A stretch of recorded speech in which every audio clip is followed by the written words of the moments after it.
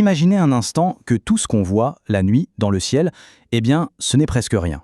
On va plonger ensemble dans cet univers qui est là, juste à côté, mais qui nous est complètement invisible. Une exploration du cosmos caché. On connaît tous cette image, n'est-ce pas? Le ciel nocturne, les étoiles. Depuis la nuit des temps, on lève la tête et on regarde ça. On y a même dessiné des constellations, des histoires. Mais en fait, cette vue, aussi belle soit-elle, c'est juste la couverture du livre. Et ce qui se trouve à l'intérieur dépasse l'imagination.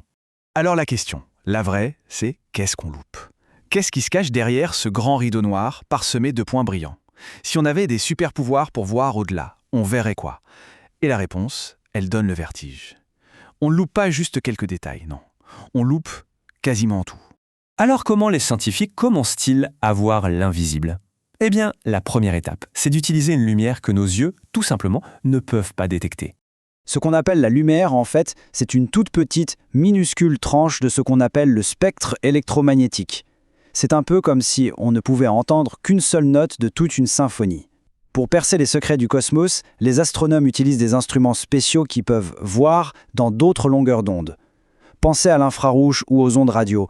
Elles peuvent traverser des choses qui nous bloquent la vue, comme les énormes nuages de poussière cosmique. Prenons un exemple que tout le monde connaît, la constellation d'Orion. Pour nous, c'est un ensemble de points lumineux, calmes, presque immuables dans le ciel d'hiver. Une vision paisible, mais qui n'est qu'une illusion, le simple produit des limites de notre vision. Maintenant, changeons de lunettes. Passons en vision infrarouge. Et là, bam! Les astronomes percent ce voile de poussière et ce n'est plus la même chose. Orion se métamorphose. La région si calme devient une sorte de fournaise cosmique, une pouponnière d'étoiles hyperactives, chaotiques, flamboyantes. Tout ça était là, mais complètement caché. Et attendez, ce n'est pas fini. Si on passe aux ondes radio, c'est encore un autre monde qui apparaît. Le télescope MIRCAT, par exemple, a découvert récemment 164 nouvelles structures en forme d'anneau dans notre galaxie. Des fantômes d'étoiles mortes, des échos de vents stellaires. Le truc le plus dingue, c'est que certaines de ces choses n'existent que dans le spectre radio. On a beau regarder avec les meilleurs télescopes optiques, on ne voit rien, rien du tout. Mais la lumière, même celle qu'on ne voit pas, ce n'est qu'un début. Il y a des moyens encore plus étranges de sonder l'univers, en tendant l'oreille pour écouter des particules fantômes et en essayant de sentir les vibrations de la réalité elle-même. Alors là, on passe à un autre niveau. Voici les neutrinos. Imaginez, des milliards de ces particules fantômes nous traversent là, maintenant, à chaque seconde. Et on ne sent absolument rien. Leur super pouvoir, c'est qu'elles n'interagissent presque jamais avec la matière. Elles passent à travers tout. Et c'est justement ça qui les rend si précieuses. Ce sont des messagers parfaits. Ils voyagent en ligne droite depuis les catastrophes cosmiques les plus violentes, en transportant une information pure, brute, sans aucune altération. En 2013, c'est arrivé. Au pôle Sud, un détecteur géant, 1 km3 de glace bardé de capteurs, a fait un truc qui paraissait impossible. Cet observatoire, qui s'appelle IceCube, a chopé 28 neutrinos de très très haute énergie. Bon, 28, ça peut paraître peu, mais en fait ça a tout changé. C'était la preuve irréfutable que ces messagers venaient bien de sources cosmiques super lointaines.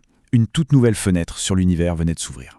Ok, si les neutrinos sont des chuchotements, les ondes gravitationnelles, elles, ce sont les vibrations de l'univers.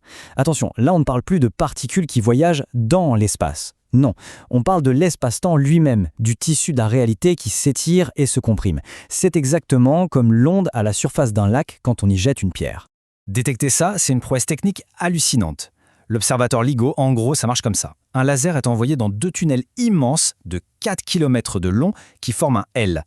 Les rayons rebondissent sur des miroirs, puis reviennent et sont recombinés. Normalement, ils s'annulent parfaitement, donc il ne se passe rien. Mais si une onde gravitationnelle passe, elle va étirer un bras et comprimer l'autre, juste un tout petit peu. Et ce décalage, même infime, crée un petit sentiment de lumière.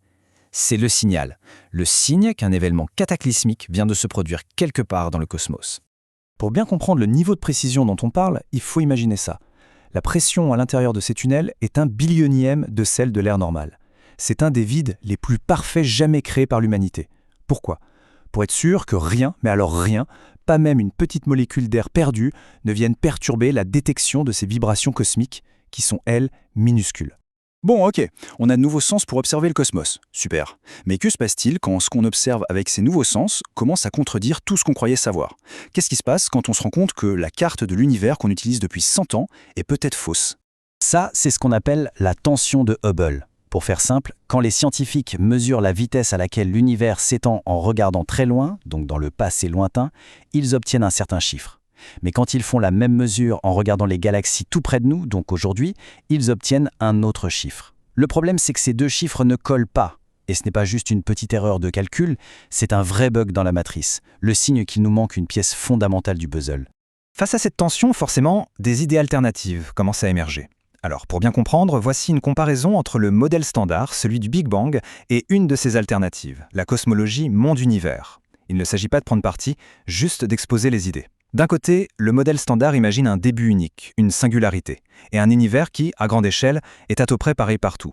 De l'autre, cette alternative propose un cosmos qui ressemblerait plus à une sorte de patchwork, une mosaïque qui ne serait pas du tout uniforme. Et cette structure différente pourrait justement expliquer pourquoi nos mesures de l'expansion changent selon l'endroit où l'on regarde.